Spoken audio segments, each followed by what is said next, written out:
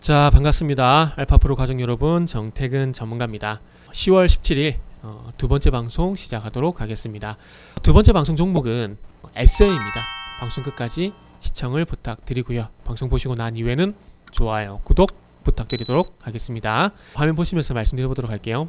SM이 지난주 금요일 9%가량 강세를 보였습니다. 그러면서 오늘 0.2%가량 조정을 보이고 있는 상황인데, 일단 이수만 씨 개인의 사람 봐야 되겠죠. 라이크 기획. SM이 어쨌든 라이크 기획과 이제 계약을 종료를 했습니다. 여기 보신 바와 같이 라이크 기획은 이수만 총괄 프로듀서의 개인의 사고, 이쪽으로 인지세 이런 것들이 나갔었는데, 2000년부터 2014년 같은 경우는 음반 매출의 15%, 그리고 2015년부터는 별도 매출의 최대 6%를 지급을 했습니다.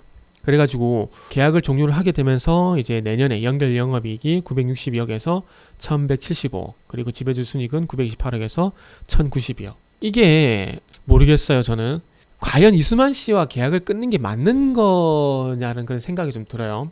만약에 계약을 끊어가지고 영업이익이 962억 원에서 1500억 정도 나온다, 모르겠어요. 저는 그러면 이게 좀 달라질 것 같아요. 그리고 928억인데 이게 마찬가지로 한 1500억 나온다, 이러면 좀 이게 달라질 것 같아요. 그리고 지금 여기에 좀 태클을 걸었던 회사가 온라인 자산 운용 회사인데, 자, 이제부터가 중요해요. 자, 저는 개인적으로 스튜디오식 코드를 반대하는 사람입니다.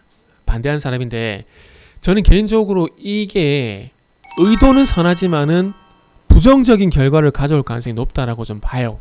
왜냐? 예전에 현대차하고 삼성전자하고 괴롭혔던 그 헤지펀드 A라는 회사 예를 들게요. 이 회사도 처음에는 목적이 그거였어요. 기업의 지배구성 개선과 투명 경영, 이거였는데 결국 나중에 어떤 부분을 요구했냐면, 삼성전자 같은 경우 이제 삼성물산 합병을 할 때 반대를 했거든요. 반대를 하고 그러면서 이제 태클을 걸었었다가 이제 주총에서 졌어요. 지면서 이제 마지막으로 회사가 나가면서 삼성전자한테 어떤 요구를 했냐면은 사회이사 한 명 앉혀주고 가지고 있는 현금 자산의 절반을 배당으로 풀어달라는 요구를 했습니다. 삼성전자가 그렇게 할 이유가 있나요? 그런데 지금 현대차도 그런 식으로 괴롭히다가 결국 그냥 갔어요. 주총에서 못 이겼어요. 편 안 들어줬어요, 주주들이. 지금 SM을 저는 개인적으로 괴롭히고 있다가 좀 볼 수 있는데, 물론 SM이 잘한다는 건 아니에요. 잘한다는 건 아니지만 어쨌든 이 온라인 회사가 저는 SM을 괴롭힌다고 봅니다. 자, 매년 쓸데없이 이수만 씨의 개인사 쪽으로 현금이 빠져나가고 있다. 그래서 영업이익이란지 순이익이 부정적인 영향을 준다. 실적에 부정적인 영향을 준다.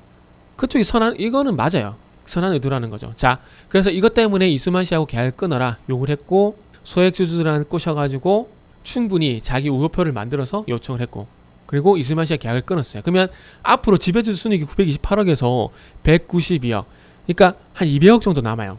그러면 지배주주 순이익 200억이 남는데 이게 이익잉여금으로 갈 거거든요. 이거를 정말 있잖아요.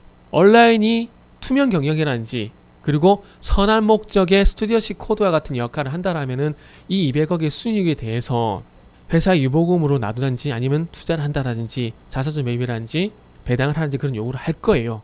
할 건데, 이런 해피엔딩이 된다면 정말 다행이지만, 만약에 있잖아요. 만약에 이 사진을 전부 교체하려고 하고 있습니다. 자기들이 원하는 사람들. 그러면 그런 경영에 자기네들이 자주지하겠다라는 거예요. 이렇게 경영에 참여를 했을 때 정말 SM에 도움이 되는 방향으로 할까라는 것도 고민을 해봐야 됩니다. 회사를 쪼개서 M&A를 팔 수도 있는 거예요. 그리고 이 200억의 순이익에 대해서 적정한 배당이 아니라 과도하게 이 현금에 대해서 자기네들한테 유리한 요구도 할 수가 있는 거고. 그래서 저는 스튜디오십 코드를 별로 좋아하진 않습니다. 왜냐하면은 다시 말씀드리지만 의도는 선하지만, 선한 의도로 하지만 결과론적으로 선한 결과를 가져온 사례가 없어요. 물론 온라인이 안 그렇게 할 수도 있을 겁니다. 그러나 알 수 없어요. 그건 알 수 없습니다. 그리고 지금 이수만 씨가 사우디를 왔다 갔다 한다는 점을 봤을 때 제가 볼 때는 SM에 이수만 씨가 아직 있는 게 더 도움이 됩니다. 앞으로 회사 성장에. 그리고 이수만 씨가 인세를 가져가지만 어쨌든 중요한 건 라이크 기획과 계약을 끊었지만은 그래도 중요한 건 기존에 발생됐던 인세, 이게 파이프라인 수익이잖아요. 이게 일회성이 아니잖아요. 앞으로 계속 빠져나갈 겁니다. 그럼 주주들한테 도움 되는 게 없어요. 그리고 지금 보시면 아시겠지만 해마다 영업이 또 꾸준히 성장을 하고 있고 수익 같은 게 좀 왔다 갔다 하긴 해요. 비용적인 부분에서 나갈 게 분명히 있겠죠. 재무제표상. 거기까지는 보진 않겠습니다. 꾸준히 어쨌든 회사가 성장을 하고 있는 상황입니다. 인세를 주더라도. 인세를 주게 되면서 1,300억이었다가 1,000억이었다가 800억에 깎이게 된다는 문제가 되겠지만 어쨌든 회사가 성장을 하고 있어요. 우리나라 실적 발표 볼 때 보면은 뭐 기준입니까? 영업이익 기준이죠. 성장하잖아요. 어쨌든. 저는 모르겠네요. 과연 이 온라인이라는 회사가 정말 선한 목적으로 이런 것들을 하는 건지 정말 저는 의심이 됩니다.